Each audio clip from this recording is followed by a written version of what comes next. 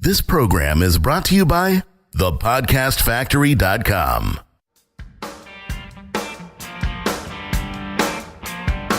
Hi, my name is Igor Kheifets, and this is the List Building Lifestyle, the only podcast which delivers cutting-edge conversion strategies from the online trenches straight to your earbuds. Download the transcript of today's episode and all future episodes at listbuildinglifestyleshow.com. I also invite you to grab a free copy of the Wealthy List Builder Survival Guide at listbuildinglifestyleshow.com/survival. And now, once again, it's time to claim your list building lifestyle. Welcome back to another edition of the List Building Lifestyle with your host, Igor Kheifets. Imagine what it's like if you're 12 years old and everything you know, the world you live in, is suddenly taken away from you.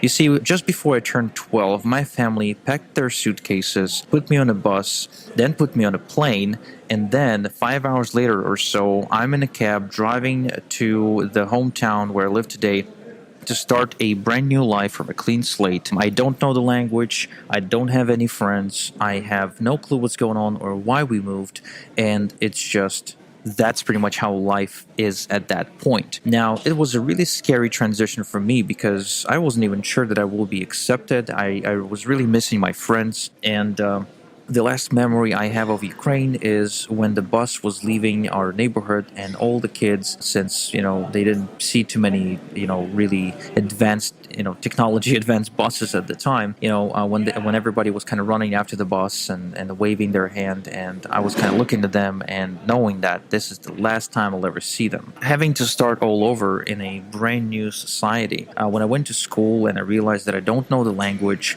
and that I wasn't hip, I did not understand what these kids were talking about. I wasn't aware of all the cool things that were going on. They were talking about Pokemons and stuff like that. Back in Ukraine, we did not have that. We were still, watching Disney movies with Mickey Mouse at the time.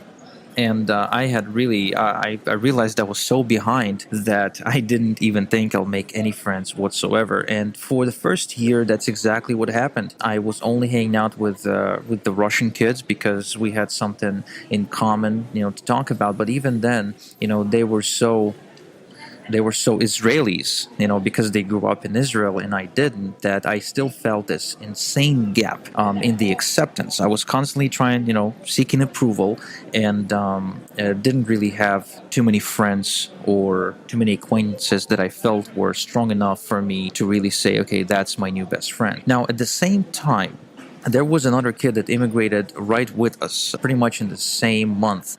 His family arrived here. His name was Pavel, and this kid, he had an advantage. He had a huge advantage, which he didn't even realize. He was a great soccer player, amazing soccer player. And as soon as, his family immigrated, all of a sudden, a week later, he's got all these friends.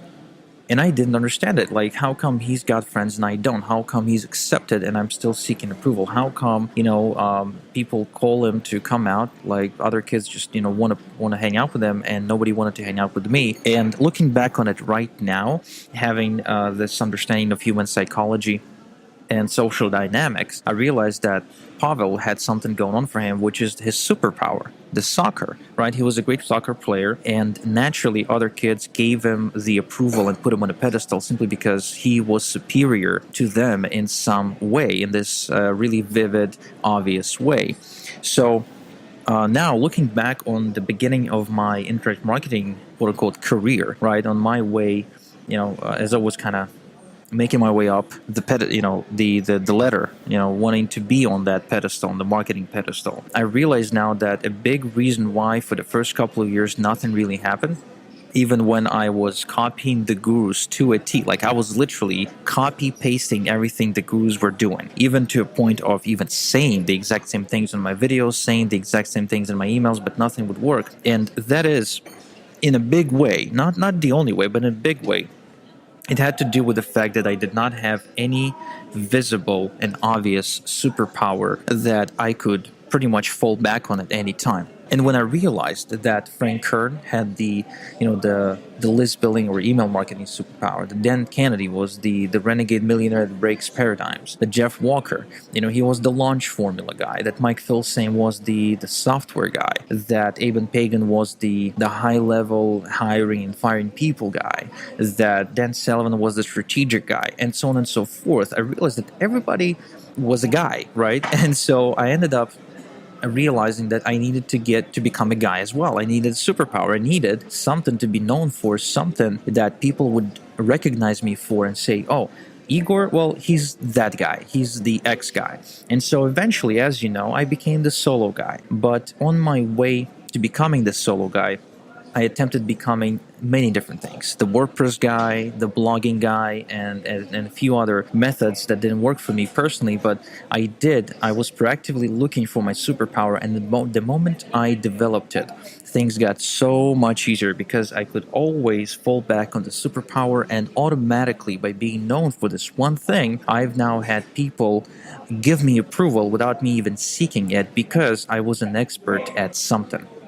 So right now, if you are in a position where you're still seeking approval from your prospects, then you got to start thinking about what kind of superpower do you want to develop. For instance, an amazing top earner, a good friend of mine, a fellow Russian who lives in America, Alex Zuberov, right? He's known as the paid traffic guy. So he's built organizations of extreme sizes and made a ton of money across several different companies. I know just what I know is, Digital Altitude. He's a top earner with them.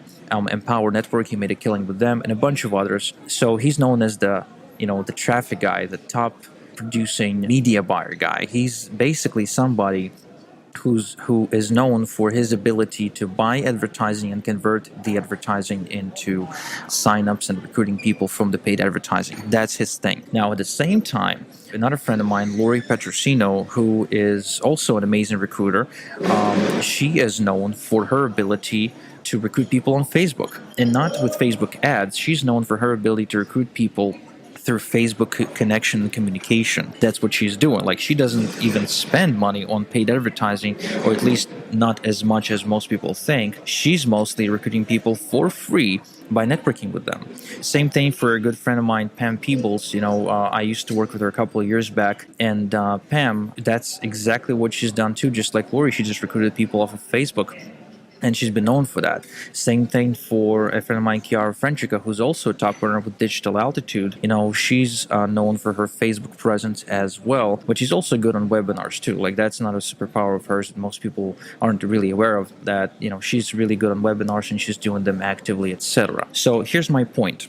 Whatever the skill, whatever you feel you're good at right now, whatever you feel may become your superpower, you got to start proactively developing it and make sure that the marketplace understands that this is your superpower. Because the moment you have one, that is the moment that people start gaining respect for you. That is the moment that they start giving you approval. That is the moment when they start asking themselves the question, should I work with this person?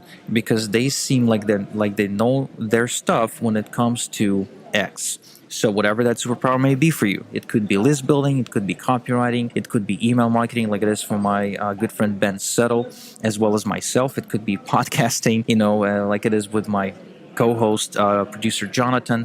It could be many different things, but you only need one, and you can outsource pretty much everything else. But you want the marketplace to know you for that one skill that is going to make you famous, and that is going to allow people to say, oh, now I have a reason to reach out to this person and see if I should work with them, because they stand out, because they are really good at that one thing that I want to master, or that I want to get good at as well. So that's not a wrap for the List Building Lifestyle. We'll be in your earbuds next time. Thank you for listening to the List Building Lifestyle. Make sure to subscribe on iTunes or Google Play to never miss an episode. Because who knows, just one conversion tactic we share on the show might double your list and double your business. Download the transcript of today's episode and all future episodes at listbuildinglifestyleshow.com. And don't forget to claim your complimentary copy of the Wealthy List Builder Survival Guide at listbuildinglifestyleshow.com/survival. This is Igor Kheifets, and until next time we talk, have a good one.